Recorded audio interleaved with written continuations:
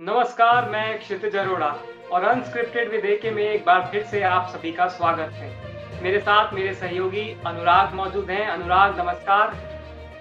बहुत-बहुत धन्यवाद, आपका शुक्रिया। अनुराग, आज जो हम लोकसभा सीट कवर करने जा रहे हैं वो है हैदराबाद। हैदराबाद से जी, मैं आपको बता दूँ कि असदुद्दीन ओवैसी हर बार की तरह इस बार भी प्रत्याशी हैं अपनी पार्टी एआईएमआईएम से। तो वहीं दूसरी तरफ इस बार जो बीजेपी ने दांव चला है वो है माधवी लता पर। माधवी लता पहली बार चुनाव लड़ रही हैं और एक नई नेता हैं। हालाँकि जब वो आप उनको सुनेंगे तो ऐसा बिल्कुल नहीं लगेगा कि वो नई नेता हैं। माधवी लता बहुत ही अच्छी वक्ता हैं। असदुद्दीन ओवैसी को कड़ी टक्कर देती हुई इस बार नज़र आ रही हैं। असदुद्दीन ओवैसी का इस सीट पर काफ़ी सालों से 2004 से लगभग उनका कब्ज़ा है और ओवैसी परिवार की बात करें तो 1984 से ओवैसी परिवार इसी सीट पर जीत दर्ज करता नज़र आता है। अनुराग, इस बार माधवी लता बीजेपी की तरफ से इस सीट पर प्रत्याशी हैं और ऐसा लग रहा है कि माधवी लता इस बार असदुद्दीन ओवैसी को एआईएमआईएम को कड़ी टक्कर देंगी। देखिए, मेरे को नहीं लगता कि इस बार हैदराबाद की जो लोकसभा सीट है, उसमें ओवैसी और माधवी लता जो भाजपा की लोकसभा की उम्मीदवार है, उनमें कोई कड़ी टक्कर होगी। ओवैसी लगातार इस सीट से 4 बार सांसद चुने जा चुके हैं। 2004 की बात करें, 9 की बात करें, फिर हम 14 की बात करें या 2019 की बात करें। अब 2024 के लोकसभा चुनाव में भी ओवैसी हैदराबाद से चुनाव लड़ रहे हैं। हैदराबाद ओवैसी और एआईएमआई का गढ़ है। माधवी लता को भाजपा ने इस बार उतारा था। 2019 के लोकसभा चुनाव में ओवैसी ने बहुत बड़ी जीत दर्ज की थी। वहाँ भी भाजपा ने अपना उम्मीदवार हत वहाँ भी भाजपा ने अपना उम्मीदवार उतारा था, परंतु वो भाजपा के उम्मीदवार ओवैसी को टक्कर देने में असफल थे। और मुझे लगता है कि इस बार माधवी लता भले ही एक हिंदुत्व का वहाँ चेहरा हो, भाजपा इस प्रकार प्रचार कर रही है कि हम हैदराबाद का भी नाम बदल कर भाग्यनगर कर देंगे। परंतु आपको हैदराबाद का जो जातीय समीकरण है, वो भी समझना चाहिए। हैदराबाद में लगभग 60% मुस्लिम वोटर हैं।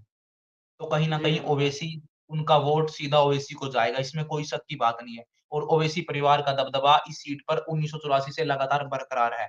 ओवैसी के पिता लगातार 1984 से 1999 तक इस सीट पर लगातार 6 बार सांसद रहे, उसके बाद फिर ओवैसी इस सीट से सांसद है। और मुझे लग रहा है कि 2024 के लोकसभा चुनाव में भी ओवैसी एक बार फिर 5वीं बार अपनी पतंग को हैदराबाद में उड़ाने का प्रयास जो उनका होगा वो 100% सफल होगा।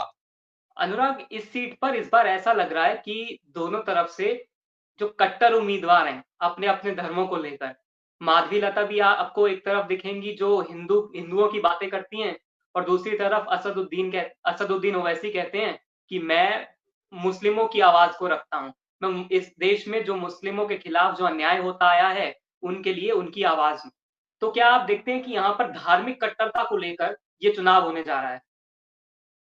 देखिए, मैं ऐसे शब्दों का प्रयोग तो यहाँ पर नहीं करना चाहूँगा, परंतु हर पार्टी की अपनी एक विचारधारा होती है। हर व्यक्ति उस विचारधारा के साथ ही उस पार्टी को जॉइन करता है या फिर उस पार्टी की विचारधारा में विश्वास रखता है और इसी विचारधारा को लेकर वो जनता के बीच में जाता है। यदि जनता उस विचारधारा को पसंद करती है, उस व्यक्ति को पसंद करती है, तभी वो जीत कर लोकसभा में जाए या फिर किसी भी हमारे देश की जो विधानसभाएँ हैं या फिर राज्यसभा में जाते हैं। तो मैं नहीं मानता कि इसमें धर्म का कहीं न कहीं एंगल तो है, परंतु कट्टर शब्दों जैसा प्रयोग मैं यहाँ पर नहीं करना चाहूँगा। हर व्यक्ति अपनी विचारधारा से जुड़ा होता है। ओवैसी भी की अपनी पार्टी की एक अलग विचारधारा है, भाजपा की विचारधारा अपनी एक अलग है। उनकी विचारधारा अपने एक अलग समुदाय के लिए है, ओवैसी की विचारधारा उनके अलग समुदाय के लिए है। परंतु हम हम ओवैसी की पार्टी जो एआईएमआईएम है और भाजपा है, तो इनके दोनों की टक्कर हम कांग्रेस और बीआरएस को नहीं भूल सकते। तेलंगाना के अंदर अभी वर्तमान में भी कांग्रेस की सरकार है। रेवंत रेड्डी तेलंगाना के मुख्यमंत्री हैं। तो कहीं न कहीं तेलंगाना के अंदर कांग्रेस को भी मेजॉरिटी मिली थी। उसने बीआरएस को सत्ता से बेदखल कर दिया था।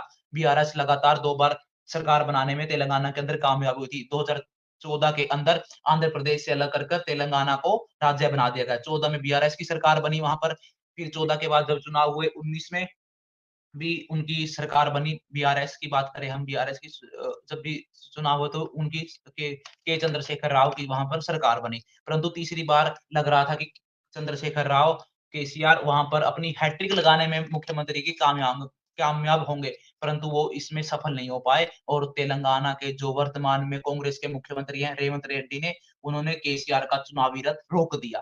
तो हम कांग्रेस को भी वहाँ पर हल्के में नहीं ले सकते।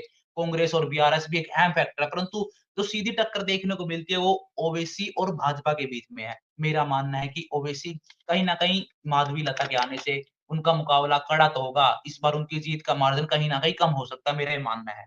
क्योंकि जी, अनुराग। हैदराबाद हैदराबाद जो लोकसभा सीट है उसके अंदर 7 विधानसभा की सीटें हैं, जिनमें 6 पर एआईएमआईएम का कब्जा है, कहीं की ओवैसी की पार्टी का कब्जा है और जबकि एक विधानसभा की सीट पर भाजपा का कब्जा है।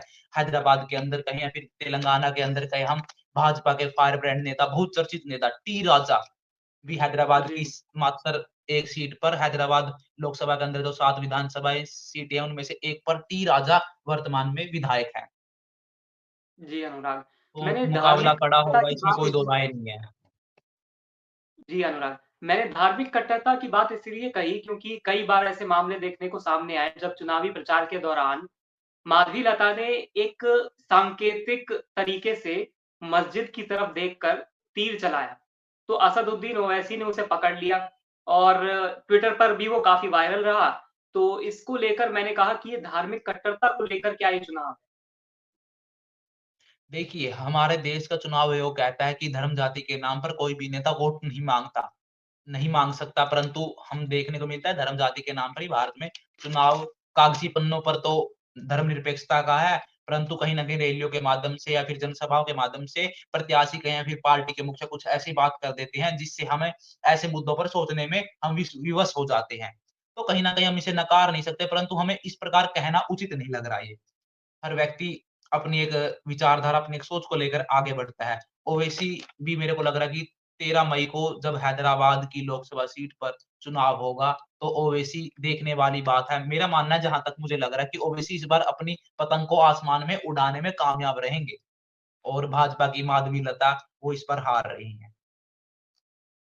जी, भाजपा ने अनुराग। इस बार अच्छा चार अनुराग भाजपा हम उस नारे की चर्चा ना करें तो फिर ये हमारा जो डिस्कशन है वो पूरा नहीं होगा। भाजपा ने इस बार 400 पार का नारा दिया है। वो क्योंकि भाजपा अब साउथ से कांग्रेस मज़ाक उड़ाती है कि भाजपा का एक वक़्त था कि जब भाजपा कहती थी हम कांग्रेस मुक्त भारत कर देंगे, परंतु वो अब कांग्रेस कहती है कि हमने साउथ इंडिया मुक्त भाजपा कर दी है। साउथ में भाजपा का इतना बड़ा कोई जनाधार नहीं रह गया। कर्नाटक में उनकी सरकार थी, वो भी अब चली गई। कांग्रेस की कर्नाटक के अंदर सरकार है। डीके शिवकुमार कक्का नहीं, माफ़ कीजिए डीके शिवकुमार जो कर्नाटक के उप मुख्यमंत्री है वर्तमान में और तेलंगाना के जो जी, जी, जी। वर्तमान में मुख्यमंत्री हैं रेवंत रेड्डी, ये दोनों साउथ के कांग्रेस के ऐसे चेहरे हैं, जो कांग्रेस को वहाँ पर बचाने का काम करेंगे, संकट मोचक बनेंगे कांग्रेस के, मेरे को ये लगता है साउथ में। जी, अनुराग। अच्छा अनुराग जो अभी तेलंगाना में चुनाव हुए थे, विधानसभा के चुनाव, उसमें कांग्रेस ने बड़ी जीत दर्ज की, बीआरएस को हराया। तो क्या इसका कोई असर लोकसभा के चुनावों पर देखने को मिलेगा तेलंगाना में? जी, बिल्कुल कांग्रेस कहीं न कहीं तेलंगाना के अंदर कांग्रेस सबसे बड़ी पार्टी बनकर उभरेगी, परंतु हम जो बात करें हैदराबाद की सीट है, लो हैदराबाद लोकसभा सीट की बात करें, वहाँ पर ओवैसी क्योंकि उनके पास वोटों का आप भले ही इसे धार्मिक आधार पे देखें या फिर जातीय समीकरण के आधार पे देखें, कहीं न कहीं हैदराबाद का जो जन समर्थन कहें या फिर जनता का जो वोट कहें वो ओवैसी के पाले में जाता हुआ साफ दिखाई दे रहा है। और इसमें कोई दो राय नहीं कि क्योंकि जो जितनी भी वीआईपी सीटें होती हैं, उनमें जो विपक्ष का जो वर्तमान में सांसद होता है वीआईपी कहीं की वे अमेठी जैसी बात करें, वायनाड जैसी सीटों की बात करें, रायबरेली की बात करें, हम पीलीभीत जैसी सीटों की बात करें, वाराणसी जैसी सीटों की बात करें, तो जो दूसरा विपक्षी उम्मीदवार होता है तो उसकी काफ़ी चर्चा होती है। तो माधवी लता को मेरे को नहीं लगता कि लोकसभा चुनाव से पहले ज़्यादा लोग जानते होंगे। जैसे ही ओबीसी के खिलाफ भाजपा ने उन्हें अपना उम्मीदवार बनाया तो माधवी लता एकदम से चर्चाओं में आ गई। और माधवी लता कहीं अपने समाज सेवा जी। के कार्य भी करती हैं। वो डॉक्टर माधवी लता डॉक्टर हैं और अपने समाज सेवा के कई जी, कार्यों में अनुराग। वो सक्रिय अनुराग रहती हैं। वो कहीं न कहीं जनता तक अपनी आवाज़ पहुँचाने में कामयाब हो रही हैं। जी। सोशल मीडिया की बात करें या फिर तमाम मीडिया चैनलों की बात करें तो उनके वो भाषण बहुत वायरल होते हैं। वो काफ़ी अच्छा बोलते हैं इसमें और ओवैसी भी बहुत ही बेहतरीन बोलते हैं, इसमें कोई दो राय नहीं है। बिल्कुल, बैरिस्टर हैं अनुराग ओवैसी, असदुद्दीन ओवैसी। और अनुराग हम एक बात कहें कि माधवी लता जो एक बार मैंने उनका कोई इंटरव्यू देखा, अनुराग हमने देखा है कि माधवी लता असदुद्दीन ओवैसी के लिए बोगस वोटों की बात करती हैं।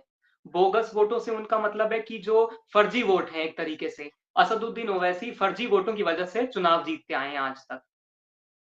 वो कहती हैं कि 5 लाख वोट ऐसे हैं जो बोगस वोट हैं असदुद्दीन ओवैसी के पास। तो आप इस बयान को कैसे देखते हैं? देखिए, जब भी विपक्ष के उम्मीदवार होते हैं, जो दूसरे के खिलाफ चुनाव लड़ते हैं, कहीं न कहीं दूसरे उम्मीदवार पर आरोप लगाने का काम तो वो करते हैं। यदि ऐसा कुछ मामला है, तो चुनाव आयोग से उसकी शिकायत की जाए, उनके खिलाफ कार्रवाई की जाए। चुनाव आयोग बार-बार सर्वे करता रहता है और जो जाली वोट होते हैं, फिर जो फर्जी वोट होते हैं, उनके खिलाफ कार्रवाई करने का सख्त काम करते हैं। केंद्र में तो भाजपा की सरकार है और तेलंगाना में भी ना ओवैसी की सरकार है, वहाँ भी कांग्रेस की सरकार है। तो मेरे को नहीं लगता कि इस बात में कोई दम है या फिर देखिए फर्जीवाड़ा वोटों में हो सकता है, जाली वोट डलवाए जा सकते हैं, परंतु अब से जब से ईवीएम वगैरह काफ़ी डिजिटलाइज़ेशन हो चुका है, ईवीएम पर बार-बार सवाल उठाए जा रहे हैं। बार-बार कोर्ट की बात करें हम, कोर्ट में भी सुनवाई चली बार-बार ईवीएम पर ठीकरा फोड़ देता है। जब विपक्ष जीत जाता है, तो ईवीएम उनके लिए ठीक हो जाती है, जब वो हार जाता है, तब ईवीएम उनके लिए खराब हो जाती है।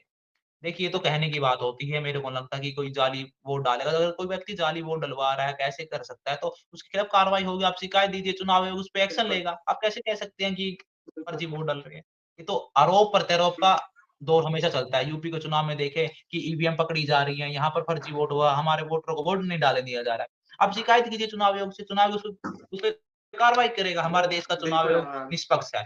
भले ही उसे आज उसको सवालों के घेरे से गुज़रना पड़ रहा है, तमाम बातें कि हर चीज़ पे सवाल उठाए जाएँगे, उसका जवाब भी दिया जाएगा।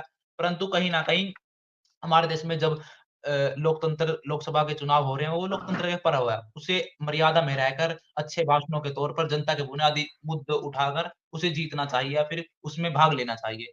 परंतु आपने देखा होगा कि तमाम नेताएँ जो बड़ी पार्टियाँ हैं, किसी भी पार्टी की जो क्षेत्रीय पार्टी या फिर जो राष्ट्रीय पार्टी है, उनके तमाम नेताएँ एक-दूसरे के वार-पलटवार का ही जवाब रैलियों के दौरान देते हैं। वो ना जनता के मुद्दों की बात करते हैं, ना महँगाई, रोज़गार की बात करते हैं। कमाल है, कल्पना कीजिए विडंबना है ये देश की कि आज देश में चुनाव, रोज़गार, बेरोज़गारी, शिक्षा जैसे तमाम स्वास्थ्य जैसे एम्स मेडिकल जैसे ऐसे मुद्दों पर ना होकर सिर्फ़ भाषणबाज़ी, बयानबाज़ियों में सिमट चुका है। उन्होंने मंगलसूत्र के लिए ऐसे शब्दों का प्रयोग किया, उन्होंने कांग्रेस के लिए ऐसे शब्दों का प्रयोग किया, उन्होंने राहुल गांधी को ये कहा, उन्होंने नरेंद्र मोदी को ये कहा। बस क्या भारत में इसी पे चुनाव होगा? कल्पना कीजिए आप। जाति भारत एक धर्मनिरपेक्ष राज्य है, यहाँ पर सभी धर्मों का सम्मान है। भारत बड़ी ही सांस्कृतिक अपनी एक संरचना है भारत की, सभी लोग मिल-जुल कर रहते हैं। परंतु जब पार्टियाँ चुनाव लड़ती हैं, तो कहीं न कहीं ऐसी धार्मिक, जातीय अवधारणा बना देती हैं कि व्यक्ति एक-दूसरे का दुश्मन बन जाता है। तो मेरे को नहीं लगता कि देश में ऐसा माहौल होना चाहिए। हर व्यक्ति को विकास, शिक्षा, रोजगार, स्वास्थ्य जैसे मुद्दों पर ही चुनाव लड़ना चाहिए। और कहीं न कहीं चुनाव आयोग बार-बार अपना नोटिफ़िकेशन जारी कर कर, नोटिस जारी कर कर पार्टियों को सचेत करता रहता है कि आप धार्मिक जैसे, जातीय जैसे मुद्दों पर वोट नहीं माँग सकते, पर नेता फिर भी बाज़ नहीं आते। जी, बिल्कुल आपने अनुराग बिल्कुल ठीक बात करी कि बयानबाज़ियों पर चुनाव नहीं लड़े जाते हैं, चुनाव लड़े जाते हैं जनता के मुद्दों पर, जो कि जनता ही तय करती है। और अगर जनता की बात करें तो अनुराग इस बार हैदराबाद के लिए क्या मुद्दे हैं? देखिए, हैदराबाद के अंदर अगर हम मुद्दों की बात करें, जनता के देखिए बेसिक मुद्दे होते हैं सड़क, स्वास्थ्य, रोज़गार, महँगाई, जब सत्ता विरोधी लहर आती है, तो बीआरएस के जब सरकार थी, तो वहाँ सत्ता विरोधी लहर थी। किसानों की भी काफ़ी जी, नाराज़गी बीआरएस पार्टी को झेलनी पड़ी। उसके बाद कांग्रेस की सरकार बन गई। कांग्रेस ने वहाँ पर गारंटी दी। कांग्रेस अब गारंटी बाँटना चाह रही है। परंतु भाजपा उसपे हम फ्रीबीज़ की बात करें, रेवड़ी कल्चर की बात करें, तो उसपे प्रहार करती है। अब जो ओवैसी की पार्टी है, वो महज़ अलग-अलग राज्यों में चुनाव तो लड़ती है, परंतु उसका जो दबदबा है, वो ख़ास तौर से हैदराबाद कहीं या फिर तेलंगाना के अंदर ही है। परंतु मुद्दों पर चुनाव कहाँ होते हैं? कभी आपने देखा किसी भी राजनीतिक पार्टी का जो मुखिया है, वो मुद्दों की बात करे? महज़ 1-2 बार आएँगे, प्रेस कॉन्फ्रेंस करते हैं या फिर वीडियो जारी करते हैं यूट्यूब पे कि हम इतनी रोज़गार देंगे, ये देंगे। आपने बोल तो दिया, आंकड़ा तो बहुतों ने दिया, पहले भी 2 करोड़ रोज़गार का आंकड़ा मिला, किसानों की दुगनी आय मिली। क्या वो धरातल पर लागू हुआ? आपके आंकड़ों को विश्वास कर लिया जाए। मेरे को लगता है कि चुनाव आयोग को कुछ ऐसा लाना चाहिए जिससे जो पार्टियाँ वादा करती है, यदि वो चुनाव के बाद वो वादे पूरे ना करे, तो उनके खिलाफ सख्त कार्रवाई करनी चाहिए। आप जनता को गुमराह करके वोट लेते हैं और फिर जब आपको कुर्सी मिल जाती है, तब आप आलीशान महल और एसी के कमरों में बैठकर जनता के ऊपर आदेश चला देते हैं, यदि कोई विरोध विरोध प्रदर्शन करता है तो उसके खिलाफ लाठीचार्ज कर दिया जाता है और उसका बहाना क्या दिया जाता है कि लॉ एंड ऑर्डर को हम बिगड़ने दे जी, देंगे। ये कैसा लॉ एंड ऑर्डर है भाई? अपने प्रदेश के लोग यदि आपके खिलाफ कोई आवाज़ उठाते हैं, आपने बिल्कुल, जो वादा किया वही तो माँग रहे थे आपने। आप क्यों वादा करते? यदि वो बात गलत है, तो आप उस टाइम क्यों वादा किया? आपने बोला कि किसानों के बिल माफ़ होंगे, इतने करोड़ रोज़गार मिलेंगे। अगर यदि आप उस अपने वादे को ही ना पूरा कर पाए, तो आप सरकार क्या चलाओगे? डंडे से सरकार चलाओगे क्या? भारत में लोकतंत्र है, राजतंत्र नहीं। बिल ये समझने वाली बात है। बिल्कुल, बिल्कुल अनुराग आपने बिल्कुल सही बात कही कि जनता के मुद्दों पर ही चुनाव लड़े जाने चाहिए, बयानों के आधार पर नहीं। तो अनुराग आपके बयानों से इस बार हमें लग रहा है कि इस बार पतंग फिर से उड़ने वाली है हैदराबाद में। जी, बिल्कुल, हैदराबाद में इस बार पतंग की डोर कोई नहीं काट पाएगा। मैं ये ऐसे ही हवा में नहीं कह रहा, हम जहाँ के उसके हैदराबाद के समीकरण को समझे, वहाँ के जनता का मूड समझे, वहाँ का माहौल समझे। माहौल ओवैसी के पक्ष में है और जिस दिन 4 जून को नतीजे आएँगे, तो आप देख लेना कि हैदराबाद की लोकसभा सीट पर एआईएमआईएम के ओवैसी की पतंग आसमान में होगी। बिल्कुल अनुराग, बहुत-बहुत शुक्रिया। आज के लिए हम इसे यहीं समाप्त करते हैं और ये तो प 4 जून को ही साफ होगा कि किसकी पतंग उड़ेगी या कमल खिलेगा। तब तक के लिए अनुराग बहुत-बहुत शुक्रिया। धन्यवाद आपका बहुत-बहुत। आप सभी का भी बहुत-बहुत शुक्रिया, आप सभी दर्शकों का। तब तक के लिए नमस्कार और देखते रहिए अनस्क्रिप्टेड विद ए के।